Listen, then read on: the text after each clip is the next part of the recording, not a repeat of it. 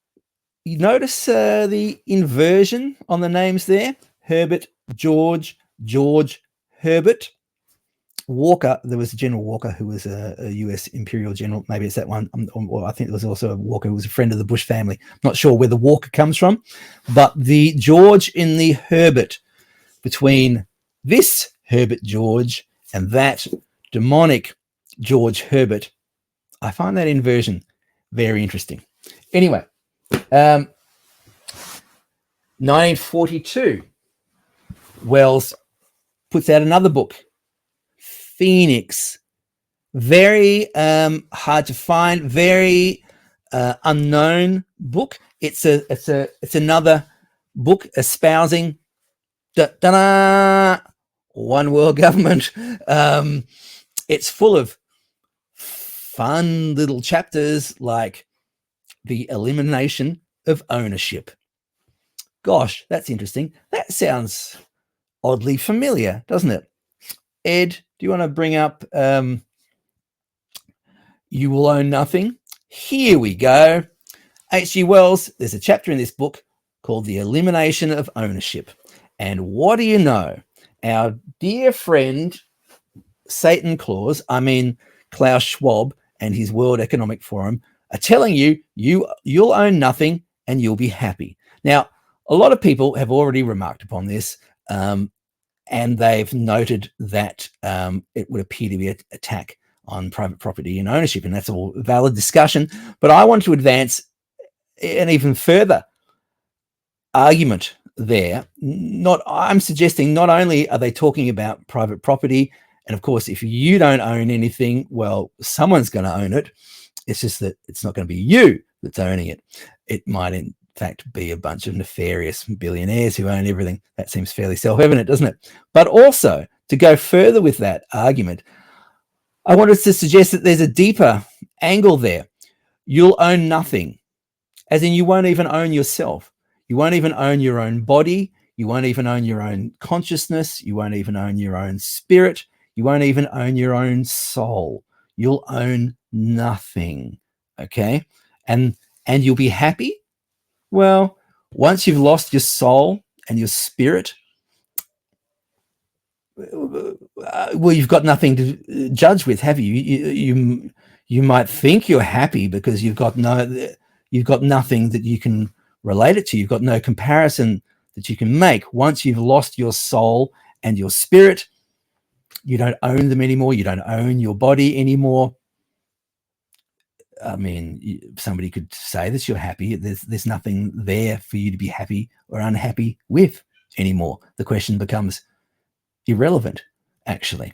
I actually think it goes as deep and possibly deeper than that. You'll own nothing. You'll own nothing. There will be nothing inside you. This is what they want.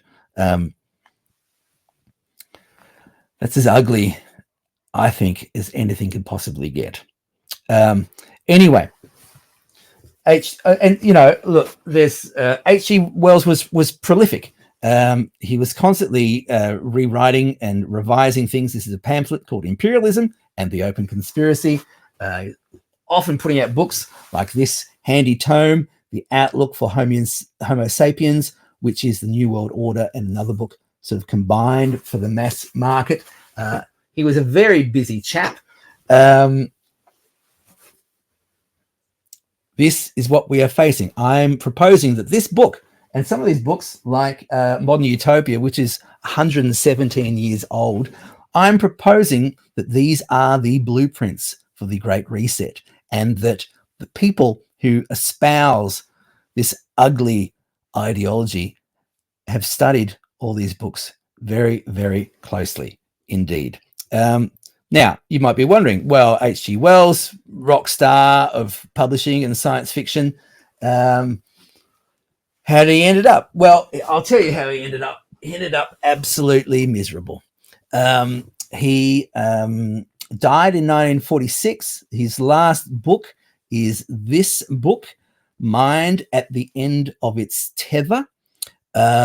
He died a miserable, miserable man. This is an incredibly dark book where he relates that he feels like there's no hope for humankind whatsoever. It was published just before he died in 1946.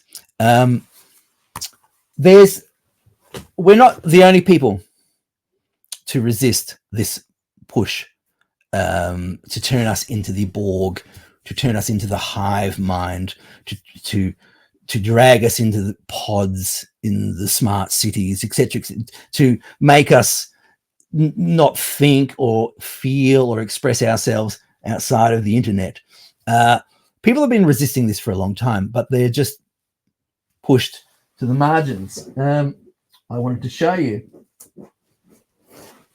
Well, people have been writing books about this stuff as well, resisting it for a long time. Gary Allen, none dare call it conspiracy, and the Rockefeller file was a big one. There have also been insiders who have actually somewhat blown the whistle on this push for one world government.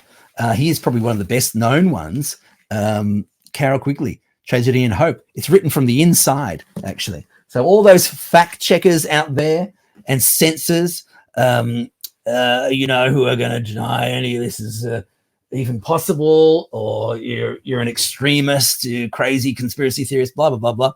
There it is in black and white. There it is in black and white. But people did resist. Here's a toe-tapping hit that I enjoy a lot, Becoming World Government 666 by evangelist Darrell Dunn. And there are other insiders who are kind of blowing the whistle as well. This album, The Establishment, Council on Foreign Relations, is narrated by John Carradine, the actor, the older one. Is it John or David? He's on here somewhere. John, there he is. He's on the back there. Hollywood actor, insider, blowing the whistle on the whole thing years ago. Here we have another fun little set, The Illuminati, volumes 1, 2, and 3 by a fellow called Myron Fagan, who is another entertainment Hollywood insider who was blowing the whistle on the whole thing. Frank, one of Frank Sinatra's songwriters, Vic Knight Sr., started a record label, Key Records, denouncing all this sort of business. Look, and all those people have been pushed to the margins and decried as lunatics and conspiracy theorists, if they're even mentioned at all. But they have been denouncing this push for one world government for a long time. There you go. Now, I'm going to end it there. I could talk about this for hours, to be honest, but you've probably had enough, haven't you? But let us know. Let us know what your opinion is. Let us know, is it convincing? Have I convinced you that this is in black and white? You can probably find PDFs of these books on the internet and whatnot, I would assume. If you're interested, track them down, read them. They're pretty interesting, you know. But that's enough from me. Let's go out with a bit of music. Here's a relevant snog song called Everything is Under Control. There's 2 cameos in this music video that you might enjoy. One of them is a familiar face from the No Goat show on Cafe Locked Out, doing what he does best. And the other cameo is this book. And in fact, not only is it this book, it's this actual copy of this book. Anyway, this has been All Out of Bubblegum. Thank you very much indeed. See you next time.